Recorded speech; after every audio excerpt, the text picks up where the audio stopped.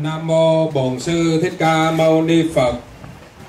Ngưỡng bái bạch Hòa Thượng chứng minh, Hòa Thượng sám chủ, hiện tiền chư tôn tình đức tăng ni, chứng minh cho tang lễ hương linh của ông Nguyễn Văn Thành từ Anh Ba Thành Mỹ, pháp danh chân thiền sáng hôm nay.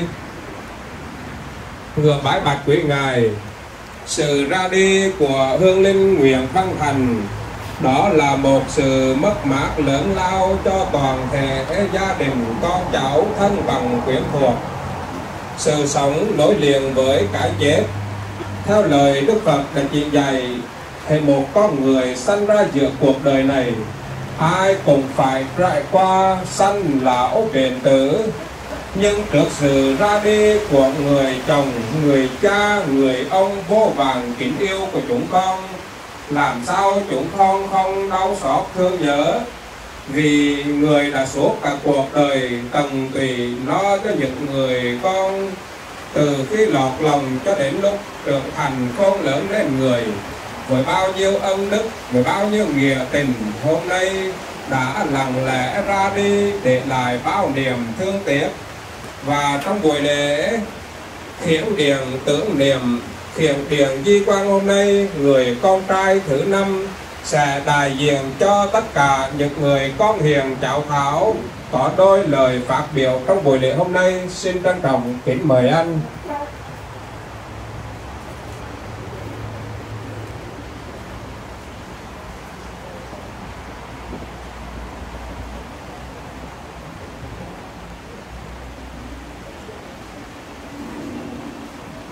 Dear friends, family, và các thầy, sư cô và hòa thượng,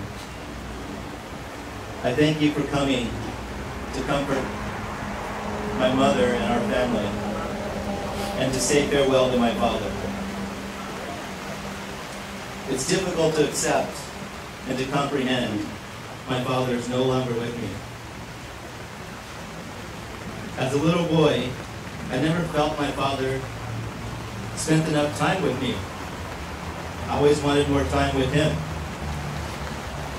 Now, looking back through the lens of time, I realize I was so enamored with him, like a kid with a favorite pet. I wanted to spend all the time I could with him. I relished the times he would cut my hair. He'd do his best to style it like the tennis player Jimmy Connors. I love the weekends because he would take my brothers and me to the tennis courts, and we would literally spend time there from morning till night. We only left after it was too dark to see. I had so much fun plucking his whiskers from his chin with tweezers. I guess he didn't like to shave back then. Anytime he would take us somewhere special, he would dress me and take careful attention to comb my hair. Many nights, up until the time I left for college, I would sometimes wake to hear him snoring in my bed beside me. No, he spent plenty of time with me. I just didn't realize it, and I just wanted more. I continue to tell myself, since his passing, I should be content, even grateful, to have had him in my life the past 50 years. But my God, despite praying for the angels to quickly take my father from this earth, to escape the escalating pain and suffering he would soon be stricken with, I just want more time with him. Dad, please forgive me.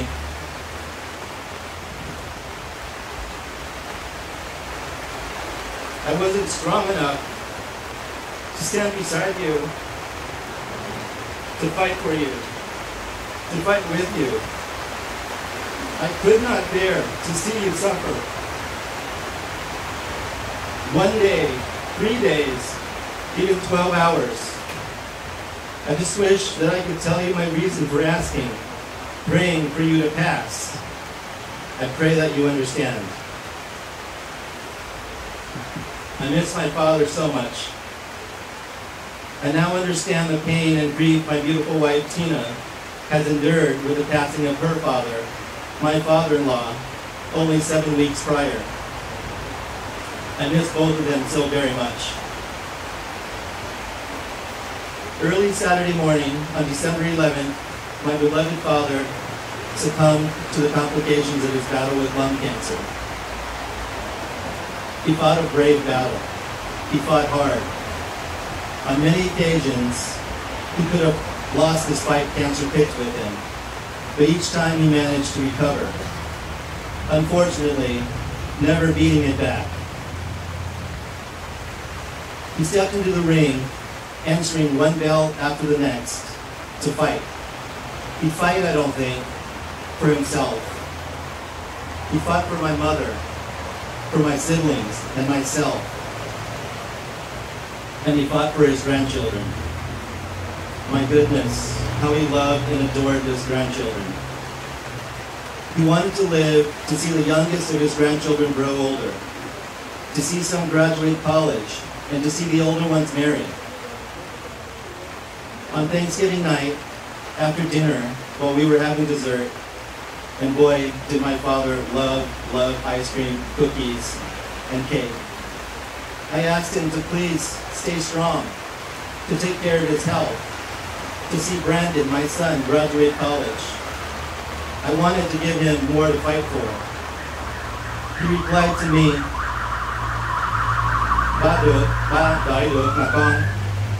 I can wait, son, he said to me. He was always so optimistic, always so positive about his health. But this time in his voice, I did not hear the conviction of his optimism. I played along, but I was heartbroken. Dad,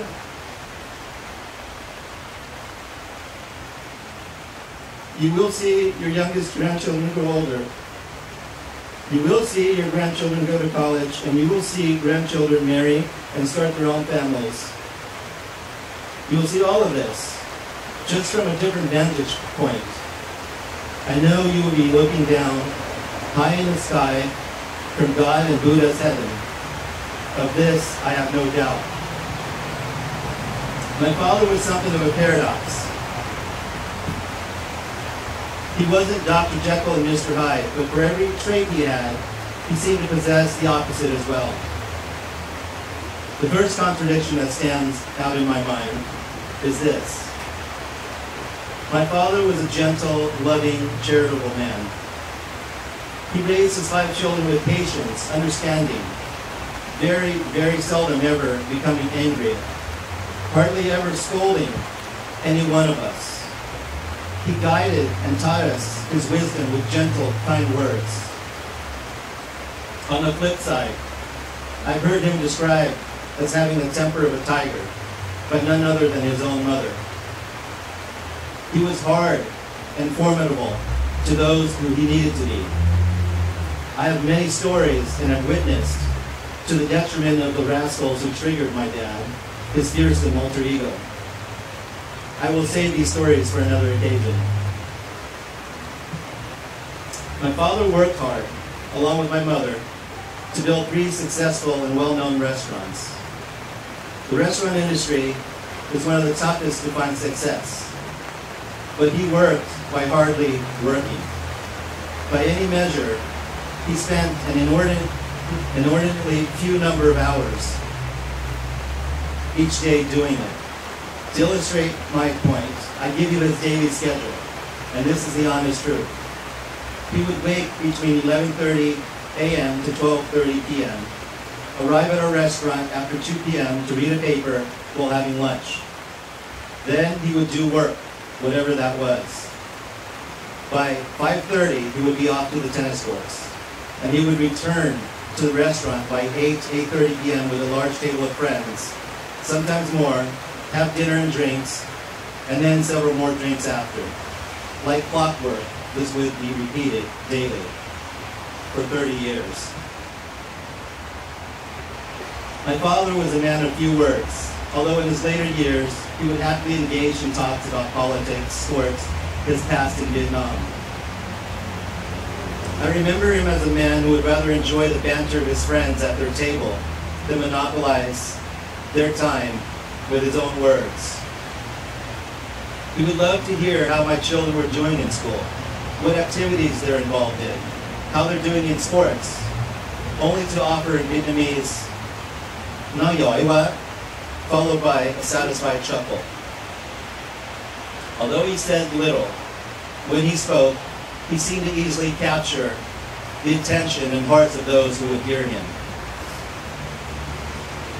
And as for those 3 words and the soft chuckle he would give me regarding my 2 boys, those words were more than enough for me. My father was frugal, yet extravagant. He was not one to spend money freely on himself. He liked to save money for his children.